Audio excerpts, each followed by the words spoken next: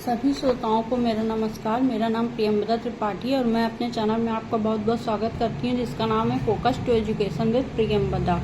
तो मैंने अपने पिछले वीडियो में बीए, जिनका विषय एजुकेशन यानी शिक्षा शास्त्र है, तो उनका जो बीए इलाहाबाद विश्वविद्यालय से जो कर रहे हैं उससे संबंध कॉलेजों से, तो उसका जो पेपर का बीए पार्ट 1 का पेपर 2 है भारतीय शिक्षा की समस्याएं, उसकी फर्स्ट यूनिट में के टॉपिक इनरोलमेंट में मैं चर्चा कर रही थी। तो उसकी समस्याओं के बारे में चर्चा की जा चुकी है, उसके कॉन्सेप्ट के बारे में मैंने चर्चा की है। बचा रह गया उसका ऐतिहासिक परिप्रेक्ष्य यानी प्राथमिक शिक्षा का ऐतिहासिक परिप्रेक्ष्य क्या है, इसको अंग्रेजी में हम बोलेंगे historical perspective of primary education. तो चलिए इसको जानते हैं, समझते हैं। समझने ये 3 पार्ट में डिवाइड रह गया मेरे लेक्चर सीरीज। फर्स्ट पार्ट में मैं आज डिस्कस करूंगी प्राचीन काल में प्राथमिक शिक्षा कैसी थी उसके बाद मध्यकाल में हम देखेंगे, फिर आधुनिक काल में। तो इसके लिए अलग से सेपरेट वीडियो मैं बनाऊंगी। आज हम केवल जिस पे फोकस करेंगे वह है प्राचीन काल में प्राथमिक शिक्षा। तो चलिए इसकी शुरुआत करते हैं, इसको जानते हैं, समझते हैं कि प्राथमिक शिक्षा का ऐतिहासिक परिप्रेक्ष्य क्या है। सामान्यतः भारतीय शिक्षा के इतिहास का अध्ययन करने के लिए हमें जो भारतीय शिक्षा के अध्ययन काल है उस पर नजर डालनी होगी, उस पर प्रकाश डालना होगा। तो वो है प्राचीन काल, मध्यकाल एवं आधुनिक काल। तो प्राचीन काल में हमारा क्या है ऐतिहासिक परिप्रेक्ष्य, वैदिक काल हो गया, फिर बौद्ध काल हो गया।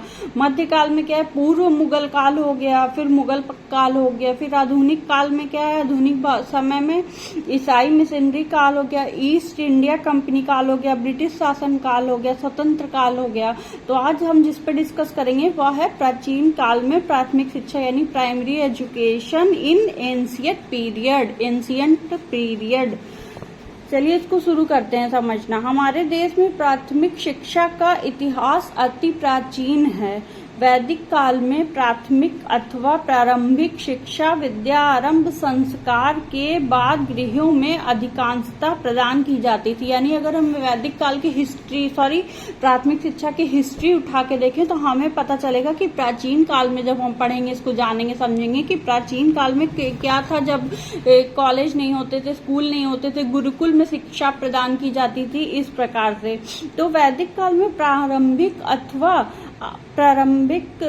वैदिक काल में प्राथमिक अथवा प्रारंभिक शिक्षा विद्या आरंभ संस्कार जो होता था, जो विद्या आरंभ संस्कार किया जाता था, उसके बाद गृहों में अधिकांशता प्रदान की जाती थी। बहुत से छात्र ऐसे थे जो गुरुकुल नहीं जा पाते थे या जिनका जाना निषेध था, तो उन्हें शिक्षा अधिकांशता घरों में प्रदान की जाती थी। इस काल में प्रारंभिक शिक्षा के पाठ्यक्रम में सामान्य भाषा ज्ञान, इस काल जो यह काल है प्राचीन काल है शिक्षा का, प्राथमिक शिक्षा का, तो इसमें प्रारंभिक ज्ञान के पाठ्यक्रम में क्या होता था हमारे सिलेबस में भाषा ज्ञान होता था, लैंग्वेज का ज्ञान जो जिसे हम कह सकते हैं लैंग्वेज, एक भाषा हुई या 2 भाषा किसी को सीखना, फिर प्रारंभिक व्याकरण था, फिर प्रारंभिक छंद शास्त्र था तथा प्रारंभिक गणित आदि को स्थान दिया जाता था।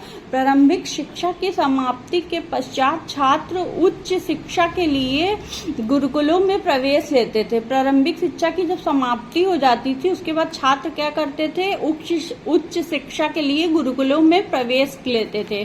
फिर बौद्ध काल आया। बौद्ध काल में बौद्ध भिक्षुओं ने अपने मठों एवं विहारों में प्राथमिक एवं उच्च दोनों स्तरों की शिक्षा की व्यवस्था शुरू की।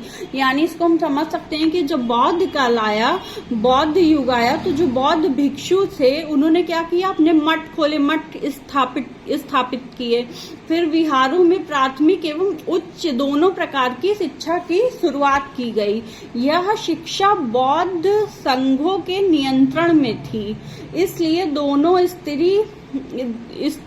स्तरों की शिक्षा का स्वरूप निश्चित हुआ। यह शिक्षा क्या थी, यह शिक्षा बौद्ध जो गौतम बुद्ध थे उन्होंने जब उनको सत्य की ज्ञान की प्राप्ति हो गई थी तो जो वो अपने ज्ञान बांटते थे, फिर अपने भिक्षुओं द्वारा जो उनके भिक्षु जो थे वो मठ चलाते थे, विहार में शिक्षा प्रदान की जाती थी। जैसा कि अभी हमने पढ़ा कि प्राथमिक से लेकर उच्च शिक्षा तक हमारी मठों में विहारों में हमें दी जाती थी। थी, जिसके अंतर्गत धार्मिक शिक्षा हो गई, भाषा विज्ञान सहित शिक्षा हो गई। तो इस प्रकार हम इसको समझ सकते हैं। तो यह शिक्षा बौद्ध संघों के नियंत्रण में थी। जो बौद्ध संघ था उनके नियंत्रण, उनके कंट्रोल में यह शिक्षा थी। इसलिए दोनों स्तरों की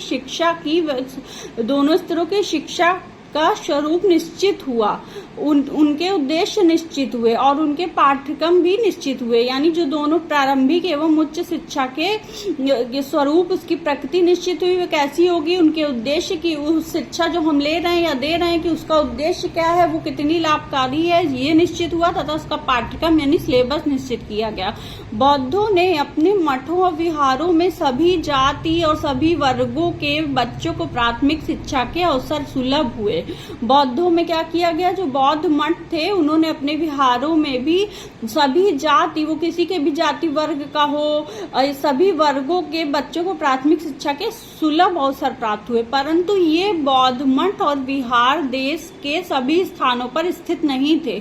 परंतु जो ये बौद्ध मठ थे और विहार देश के सभी स्थानों पर स्थित नहीं थे, इसलिए इस काल में प्राथमिक शिक्षा को सर्व सुलभ नहीं बनाया जा सका। यानी कि ये देश के केवल एक हिस्से में, एक राज्य में है, तो सभी में नहीं है। तो इस हिसाब से क्या किया गया, परंतु ये बौद्ध मठ विहार देश के सभी स्थानों पर स्थित नहीं थे, इसलिए इस काल में प्राथमिक शिक्षा को सर्व सुलभ नहीं बनाया जा सका कि मतलब सभी के लिए हो, पूरे भारत में लागू होता हो या मठ हो तो सबको मिले, तो सबके ऊपर सर्व सुलभ नहीं थी ये शिक्षा। एक और बौद्ध मठों विहारों में प्राथमिक शिक्षा की व्यवस्था होने और दूसरी ओर बौद्धों की टक्कर में ब्राह्मणों द्वारा पाठशालाओं की स्थापना होने से प्राथमिक शिक्षा का विकास अवश्य प्रारंभ हुआ। क्या हुआ, यहाँ ये बताया जा रहा है सर्वसुलभ तो नहीं थी, क्योंकि जब पर्टिकुलर रूप से किसी एक क्षेत्र में थी, एक राज्य में थी, किसी जिले में, कुछ जिलों में थी, तो इस प्रकार से पूरे भारत में तो नहीं पहुंच पाई।